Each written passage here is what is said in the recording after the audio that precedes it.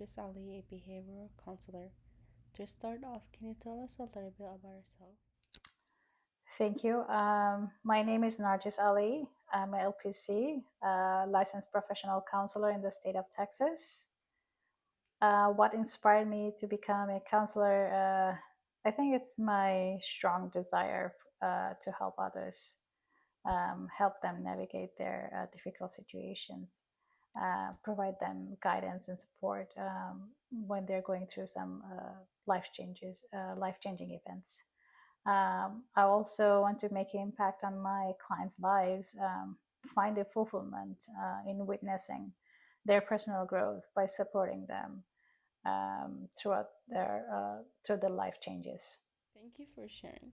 Therapy is a powerful tool for healing. In your work, what do you believe is the biggest benefit of counseling for individuals?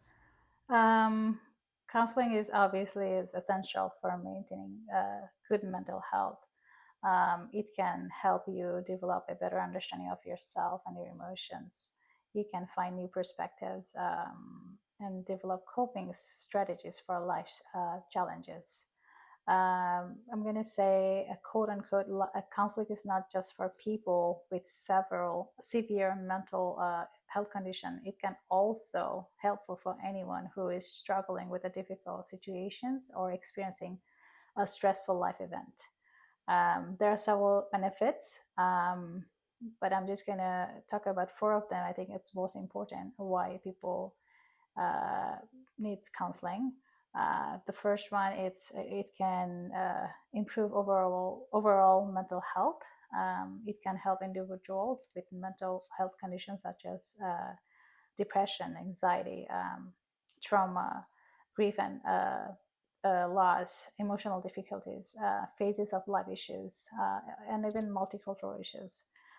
It can help you understand the root causes of your mental health issues, and you can develop strategies or coping mechanism to manage them.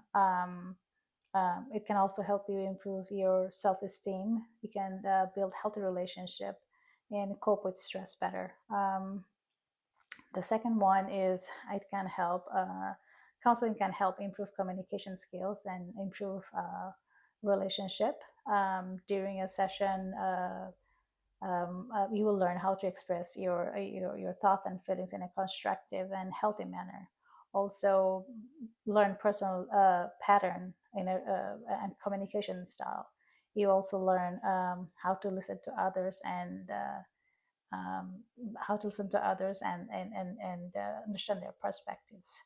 Number three, it increases self-awareness and personal growth. Counseling can help you develop a better understanding of yourself, and it can help you identify your negative pattern of thinking and behavior and develop more effective and positive ones. It can help you identify your strengths and your weaknesses.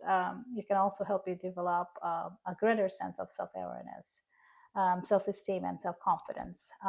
It can help you develop new skills and improve your problem-solving skills. The last one is counseling helps you on decision-making clarity. So, if you're going through some a big life changes and you need to make a bigger decision, so counseling provides a supportive environment to explore options, and so you can make informed decisions. When you're working with younger people, how do their views on mental health differ from older generations? Younger generations' view on mental health differs tremendously than from the older generations. Younger generations are more likely to seek counseling or than older generation due to a combination of factors, including they have increased mental health awareness. They have higher level of mental literacy, meaning that they are better able to identify the signs and the symptoms of mental illnesses and have knowledge where to seek help. They have The younger generation have reduced the stigma around the therapy, that which mean that they have grown up with the more open conversation around mental health, making less likely to feel shame about seeking therapy. They have the younger generation have more a greater access to information than the older generation about mental health through technology and a more open culture around discussing mental health issues. Nowadays, the educational system focuses on mental health, so the younger generations have more access to mental health than the older generation because the school and universities now place more emphasis on mental health awareness and readily offer counseling services. Um, that's why I think it's a more, younger generations are more likely to seek counseling therapy because they have done more knowledge than the older generation, and they make a culture of acceptance around mental health issues, and that's why they are more likely to seek mental health. There is often a hesitation to seek therapy. What creative ways do you find effective to help people realize therapy is a safe space for them to express their feelings? Some people are really reluctant to seek therapy, and the reasons behind it involves being vulnerable to a complete stranger, fear of judgment, feeling of shame and embarrassment, cultural stigma, or even uncertainty if the therapy is going to work or not. Or sometimes they kind of misunderstand the process. So I want to share a story of one of my clients, like who was very reluctant, like a very. So she was a court mandated client due to a domestic violence charge, and her children were taken by the Child Protective Services. So the first day in therapy, she was very much withdrawn, didn't want to talk to me, and said, I don't need any therapy. um, I was with her the intercession, keeping a smile in my face, and telling her that I really appreciate that she took the time to come in for therapy even though it was court mandated. The second session was the same. She was very reluctant to talk to me, but I was patient with her, and keeping a smile in my face, didn't ask unnecessary questions, and offered her calling a page while we were in the session. I just wanted to be with her in the session, and sometimes silence is golden. And it gave her that space to she can build a trust with me by being an extra patient, being persistent, creating a non-judgmental atmosphere or space worked out when we reached our third session. She started talking about her feelings and emotions and about her children, and she admitted that she liked the fact that I didn't given up on her in the first two sessions. So when a client is hesitant or reluctant, counselor needs to make the trust and relationship building the central focus of counseling work, along with a little extra uh, patience and giving unconditional positive regard. So, unconditional positive regard, it means the basic acceptance and support of a person, regardless of what the person says or does. So, when a client's body languages indicates that they're nervous or hesitant as they begin counseling, I use it as an opportunity to acknowledge their concern and validate that they are doing what they're doing is hard. So I focus on normalizing the therapy process rather than jumping into any kind of assessment or intake. Um, if I notice that a client is really anxious, I will use immediacy and point out that it is scary to be here, and I applaud them for coming in. A key aspect of creating an atmosphere of non-judgment is to be aware of a client's comfort level. So a client should never be feel pressured or pushed into talking about issues. They should come to the decision to disclose on their own. Many people face the pressure of keeping up appearance. How do family dynamic impact individual comfort to discuss their mental health struggles openly?